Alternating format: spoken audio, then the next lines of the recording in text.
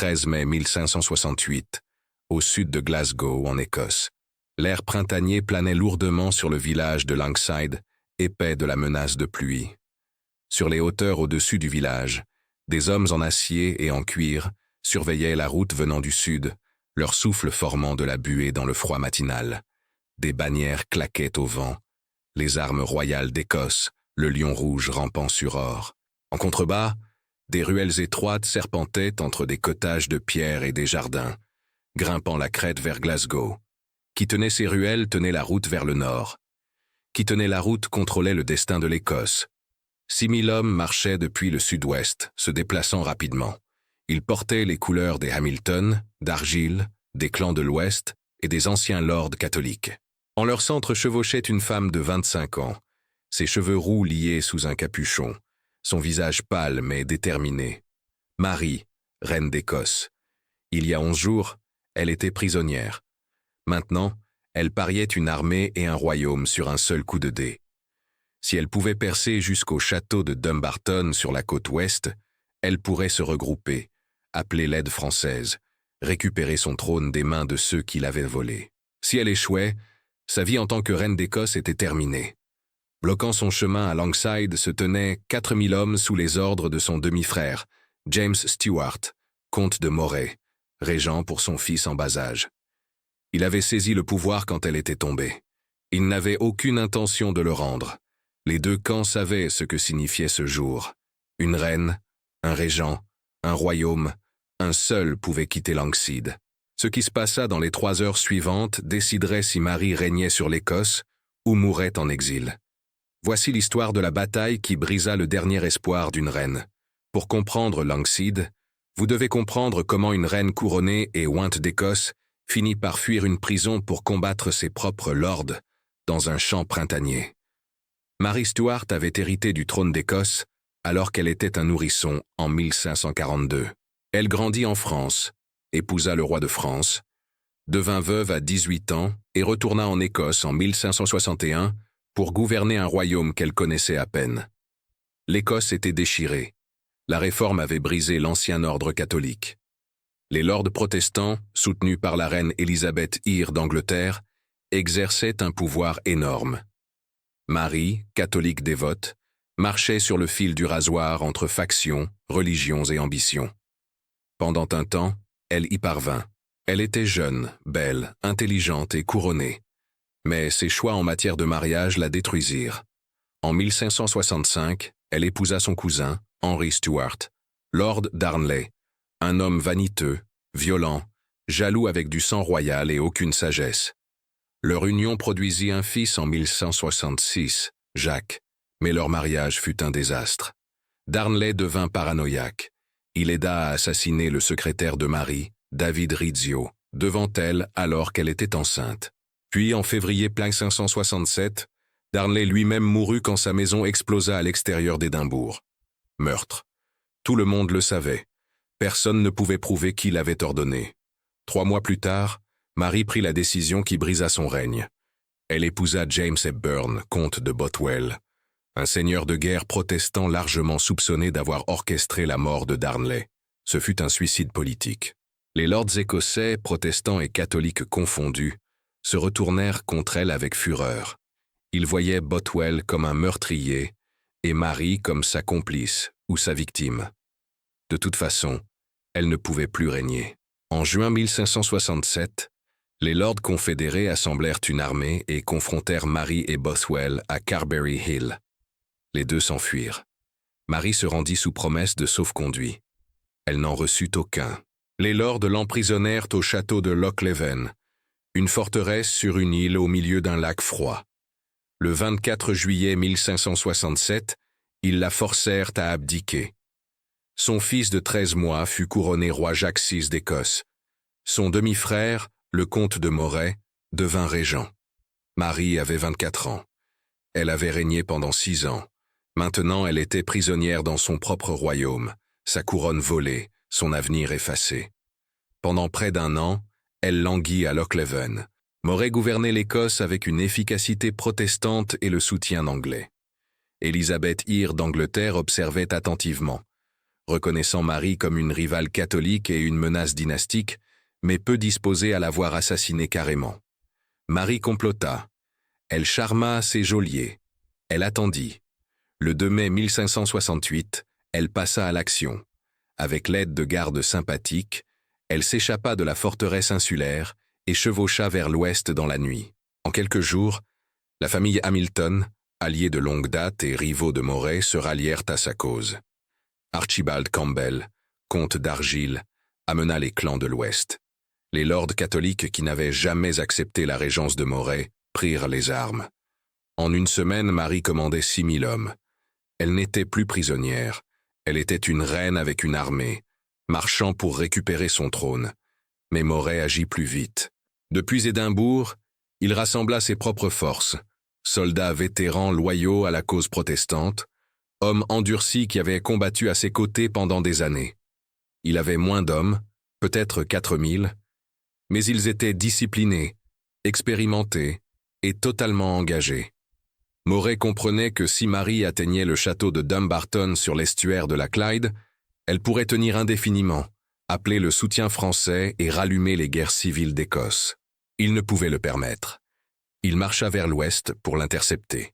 Le point de collision était Langside, un petit village sur l'approche sud de Glasgow. Qui contrôlait cette crête contrôlait la route vers le nord. Moray y arriva en premier. Le matin du 13 mai 1568, les deux armées se tenaient à portée de vue l'une de l'autre. Les dés étaient jetés. Les forces de Marie approchèrent du sud-ouest, leurs bannières brillantes dans la matinée couverte. Fortes de 6000 hommes, elles avançaient avec confiance. Les Hamilton chevauchaient à l'avant-garde.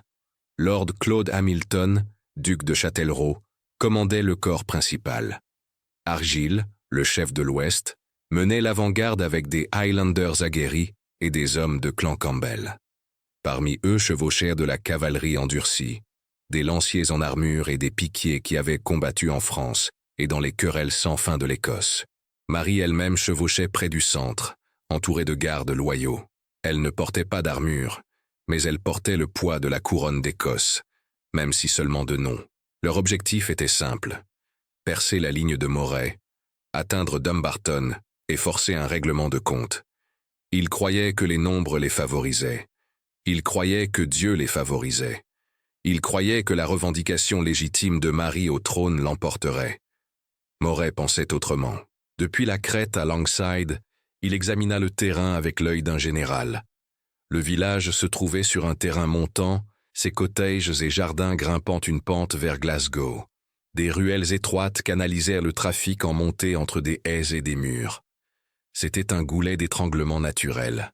Moray positionna ses forces pour l'exploiter. Il plaça des arquebusiers, des mousquetaires avec des armes à feu rudimentaires, le long des haies et des murs de jardin. Il positionna des piquiers en formation serrée sur les hauteurs, ancrant sa ligne sur la crête de la colline. Sa cavalerie attendait en réserve, prête à frapper à toute brèche dans l'attaque de Marie. Le second de Moray était William Kirkcaldy de Grange, un soldat légendaire qui avait combattu à travers l'Europe. Il savait comment tenir un terrain. Il savait comment tuer des hommes essayant de le prendre. Ensemble, Moray et Kirkcaldy transformèrent Langside en un terrain de mise à mort déguisé en village. Le terrain lui-même devint l'allié de Moray. Les ruelles étroites rendaient les charges de cavalerie difficiles. Les murs de pierre et les haies épaisses fournissaient une couverture pour ses mousquetaires. La pente forçait les hommes de Marie à attaquer en montée, les fatiguant avant même qu'ils n'atteignent l'ennemi. Moray n'avait pas besoin de gagner une charge glorieuse. Il devait seulement briser l'élan de Marie et fracasser son armée avant qu'elle ne puisse submerger sa force plus petite. De l'autre côté, Argyll examina le même terrain et vit le danger.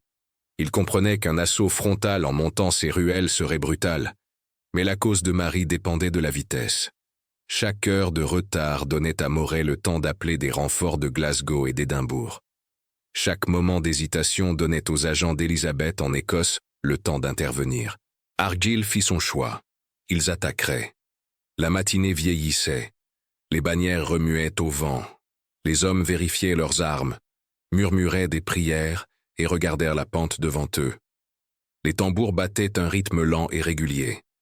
Les capitaines criaient des ordres. Sur la crête, les hommes de Moret attendaient en silence, leurs fusils chargés, leurs piques plantées. L'armée de la reine commença à bouger. Le déploiement se déroula lentement au début, comme des pièces d'échecs glissant en position. L'avant-garde d'Argyll se déploya sur le terrain inférieur, leurs bannières formant une ligne brillante de couleurs contre la grisaille matinale. La cavalerie Hamilton se déplaça sur les flancs, cherchant de l'espace pour manœuvrer autour des ruelles étroites. Le corps principal d'infanterie, des milliers d'hommes forts, s'assembla en colonne dense derrière eux. Depuis la crête, les officiers de Moret observaient à travers la brume matinale, comptant les bannières, estimant la force, calculant les angles de tir. Kirkcaldy marcha une dernière fois le long de la ligne, vérifiant les positions. Il s'arrêta à chaque groupe d'arquebusiers, leur rappelant de retenir leur feu jusqu'à ce que l'ennemi soit assez proche pour voir leur visage. Les tirs gaspillés signifiaient la mort quand le rechargement prenait de précieuses minutes. Les mousquetaires hochèrent la tête, leurs doigts serrés sur leurs armes, leurs yeux fixés sur la masse approchante d'hommes. Puis, comme une vague se rassemblant avant de s'écraser sur le rivage, l'armée de Marie se précipita en avant. La première vague vint rapidement. Cavalerie Hamilton et avant-garde d'Argyll, prenant d'assaut les ruelles étroites vers le village. Ils se déplacèrent comme une marée d'acier, bannières flottant, sabots martelant la route boueuse, voix rugissant dans la défiance. Des centaines d'hommes comprimés dans ces passages étroits, épaule contre épaule, poussant vers le haut en direction de la crête. Le son était immense, bottes frappant la terre, armures cliquetant, cris de guerre résonnant sur les murs de pierre. Pendant un moment, cela sembla imparable. Le simple poids des nombres se précipita en avant, pressant vers la ligne de Moret comme un bélier contre une porte. Les arquebusiers tinrent, 50 mètres, 40, 30. Les officiers levèrent leurs mains, observant, attendant. 20 mètres. Les soldats chargeants pouvaient maintenant voir des visages individuels, pouvaient voir les canons des fusils nivelés sur eux depuis derrière les murs de jardin. Puis l'ordre vint. Les fusils parlèrent. Les arquebusiers cachés derrière les murs de jardin et les haies tirèrent en volées irrégulières. Le son fut comme le tonnerre comprimé dans des corridors de pierre. La fumée éclata en nuages épais, remplissant les ruelles de brouillard gris étouffant. Les premiers rangs de la charge de Marie se désintégrèrent simplement. Les hommes tombèrent comme du blé devant une faux. Les chevaux hurlèrent et se cabrèrent, leurs cavaliers jetés dans la boue ou écrasés sous des sabots qui se débattaient. Le sang éclaboussa les murs de pierre. Les ruelles étroites devinrent un abattoir en quelques secondes. Mais l'élan ne pouvait être arrêté instantanément. Les hommes derrière continuèrent à pousser en avant, incapables de voir à travers la fumée, poussés par leur propre charge, piétinant les tombées pour atteindre l'ennemi. Ils s'écrasèrent dans les positions avancées de Moret avec une force brutale. L'acier rencontra l'acier. Les piquets des deux côtés s'écrasèrent ensemble dans une collision broyante de bois et de fer. Les Highlanders se percèrent la fumée, hurlant, balançant claymores et haches. Ils sautèrent par-dessus les murs de jardin, hachant les mousquetaires qui n'avaient pas le temps de recharger. Le combat au corps à corps éclata à travers le village. Les hommes luttèrent dans des ruelles étroites, poignardant avec des dagues, frappant avec des boucliers, combattant dans des portes où il n'y avait pas de place pour balancer une épée. Les lignes défensives nettes se dissolvèrent en dizaines de mêlées individuelles. Un arquebusier tira à bout portant dans la poitrine d'un homme de clan chargeant, puis utilisa son fusil comme massue quand 3 autres vinrent par-dessus le mur. Il en tua un, avant qu'une lame ne trouve sa gorge. Un piquier Hamilton enfonça son arme à travers l'estomac d'un défenseur, puis mourut quand une contre-attaque balaya depuis le flanc. Les corps commencèrent à s'empiler dans les parcelles de jardin, emmêlés avec des clôtures brisées et des légumes piétinés. Pendant 20 minutes brutales, les combats firent rage sans pause. Le sang s'imprégna dans la terre printanière. Les blessés rampèrent dans les coins, gémissant. Les morts gisaient là où ils étaient tombés. La fumée de centaines de coups d'arquebuse flottait sur tout comme un linceul funéraire, rendant la matinée sombre et infernale. Puis, le poids des nombres de Marie commença à se faire sentir. De plus en plus de ces soldats poussèrent dans le village, submergeant les poches isolées de résistance. Les positions avancées de Moret commencèrent à fléchir. Les mousquetaires abandonnèrent les murs de jardin et reculèrent vers la ligne principale sur la crête. Les Highlanders d'Argyll, sauvages et implacables, se frayèrent un chemin plus profondément dans Langside, mètre par mètre sanglant. Depuis sa position sur la crête, Moray regarda ses défenses avancées s'effondrer, mais ne montra aucune alarme. C'était le plan. Les laisser s'épuiser sur les pentes, les laisser se regrouper dans les espaces étroits, les laisser penser qu'ils gagnaient. Il se tourna vers Kirkcaldy et fit un hochement de tête brusque. Des piquets frais avancèrent pour renforcer la crête de la colline, formant un mur ininterrompu de pointes d'acier. Les forces de Mary s'en tirent à la victoire. Ils pouvaient voir la ligne de Moray au-dessus d'eux, voir les bannières sur les hauteurs, une poussée de plus, une montée de plus. La cavalerie Hamilton se regroupa, se préparant pour une autre charge pour briser entièrement la crête. Argyll, combattant à l'avant de ses propres hommes, les poussa en avant avec sa voix et son exemple. Le sang striait son armure. Son épée était ébréchée et émoussée. Mais il gagnait. Il pouvait le sentir. Puis le monde bascula. Argyll chancela. Sa vision se brouilla. Ses jambes se dérobèrent sous lui. Certains récits disent qu'il subit une crise, un effondrement soudain provoqué par le stress et le chaos de la bataille. D'autres prétendent que c'était l'épuisement ou un coup à la tête qu'il n'avait pas remarqué dans la confusion. Quelle qu'en soit la cause, le comte d'Argyll, le commandant de bataille le plus expérimenté de Mary, l'homme menant l'avant-garde, l'homme au bord de briser la ligne de Moray, tomba. Ses suivants le rattrapèrent avant qu'il ne touche le sol. Des voix hurlèrent à l'aide. Les officiers coururent à ses côtés. En quelques instants, Argyll était porté hors du champ, inconscient ou incapacité. Son commandement se fracassa. L'avant-garde, soudainement sans chef au milieu d'un combat désespéré, vacilla.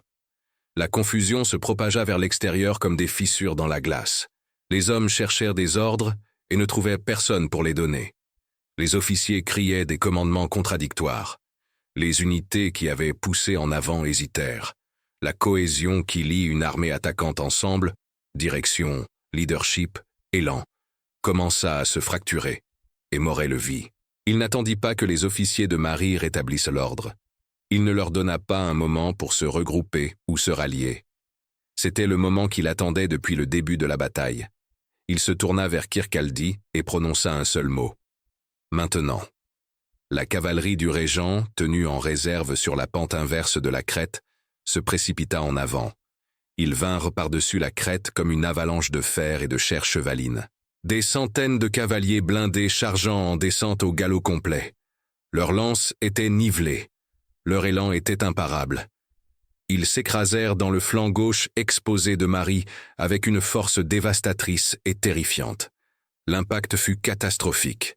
Des chevaux pesant 500 kilos, voyageant à pleine vitesse, s'écrasèrent dans une infanterie serrée qui n'avait nulle part où courir. Les lances transpercèrent les justocorps de cuir et les cuirasses d'acier comme s'ils étaient du parchemin. Les hommes furent jetés dans les airs ou piétinés sous les sabots. Des formations entières cessèrent simplement d'exister, pulvérisées en secondes. Les forces Hamilton, encore emmêlées dans les ruelles étroites, ne pouvaient manœuvrer pour affronter la charge. Elles furent prises entre la crête et la cavalerie, comprimées dans une zone de mise à mort sans échappatoire. Les officiers hurlèrent à leurs hommes de former un carré défensif, mais c'était trop tard. Les cavaliers tournèrent et chargèrent à nouveau, coupant à travers l'infanterie en lutte comme des moissonneurs à travers le grain. La panique s'empara. Les soldats qui moments auparavant étaient confiants de la victoire, cherchaient maintenant désespérément des routes d'évasion. Les ruelles étroites qui avaient canalisé leur attaque les piégèrent maintenant. Les hommes jetèrent leurs piques et coururent. D'autres se pressèrent contre les murs de pierre, essayant d'éviter la cavalerie balayant leurs rangs. Sur la crête, les piquiers de Moray avancèrent en formation parfaite, un mur de pointes de fer descendant dans le chaos. Ils se déplacèrent lentement, méthodiquement, massacrant quiconque se tenait devant eux. Il n'y avait pas de pitié dans leur avance. C'étaient des hommes combattant pour leur foi, leur roi et leur vision de l'avenir de l'Écosse. Ils ne firent pas de quartier. La déroute commença. L'armée de Mary, forte de 6000 hommes une heure auparavant, se désintégra sous ses yeux. Les unités qui avaient tenu ensemble à travers les combats sanglants dans le village se dispersèrent maintenant comme des feuilles d'automne dans une tempête. Les hommes abandonnèrent les armes, se débarrassèrent de l'armure et coururent dans toutes les directions. Les fières bannières des Hamilton et d'Argyll tombèrent dans la boue, déchirées et piétinées. La cavalerie de Moray poursuivit sans pitié. Ils poursuivirent les soldats en fuite dans les ruelles, dans les champs, à travers le terrain ouvert au sud du village. Chaque fugitif était une cible. Chaque homme courant fut abattu ou forcé de se rendre. Le massacre continua sur des kilomètres.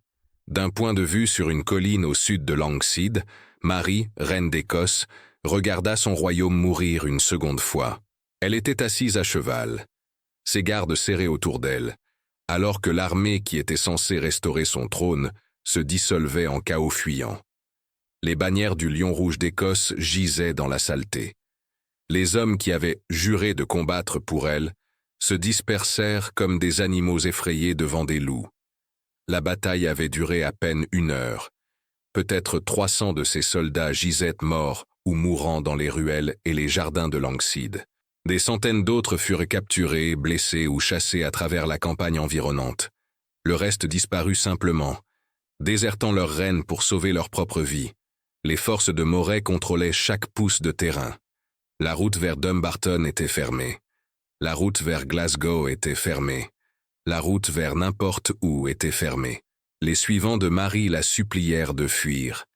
Il n'y avait pas de temps pour se rallier, pas d'espoir de se regrouper. La cavalerie de Moray chassait encore les traînards. S'il trouvait la reine, la guerre se terminerait avec sa mort ou une cellule qu'elle ne quitterait jamais. Elle avait un seul choix restant, fuir. Elle tourna son cheval vers le sud, loin du carnage, loin du rêve qui était mort dans un jardin de village. Une poignée de lords loyaux chevauchèrent avec elle, leurs visages sombres, leurs espoirs brisés. Derrière eux, l'Écosse s'effaça dans la fumée et la distance. Elle chevaucha dur, poussant son cheval au bord de l'effondrement. Ils coupèrent à travers le pays, évitant les routes où les patrouilles de Moray pourraient les intercepter. Ils changèrent constamment de direction, revenant sur leurs pas, cherchant n'importe quelle route qui pourrait mener à la sécurité. Derrière eux, les sons de poursuite s'estompèrent. Devant ne se trouvait que la frontière anglaise et un destin incertain. Le soir du 16 mai, 3 jours après Langside, Marie traversa en Angleterre. Elle envoya un message à Elizabeth Eyre, sa cousine et rivale, demandant refuge et aide pour récupérer son trône. Elle croyait choisir la sécurité. Elle choisissait une prison qui durerait 19 ans, jusqu'à ce que sa tête tombe sous la lame d'un bourreau en 1187. Mais cet avenir restait invisible ce soir printanier. Dans la lumière déclinante du 13 mai 1168, une seule vérité importait. Langside était terminé. La reine avait tout parié sur une percée vers Dumbarton. Elle avait perdu. Son armée était détruite. Son trône était parti. Son royaume appartenait à ses ennemis. Sur la crête à Langside, alors que le crépuscule s'installait sur le village ensanglanté, les hommes de Moray rassemblèrent les morts et sécurisèrent des centaines de prisonniers. L'odeur de poudre à canon et de sang persistait dans les ruelles. Des armes brisées et des bannières déchirées jonchèrent le sol. Dans les cottages, les villageois émergeaient prudemment, fixant le carnage qui avait consumé leur maison. Les bannières du régent flottaient sans contestation sur la crête. La brève guerre civile d'Écosse s'était terminée en un seul après-midi. La couronne resterait avec le roi en bas âge Jacques VI. La régence resterait avec le comte de Moray. La réforme protestante resterait l'avenir de l'Écosse. Et Marie, reine d'Écosse, ne remettrait plus jamais les pieds dans le royaume qu'elle avait hérité bébé.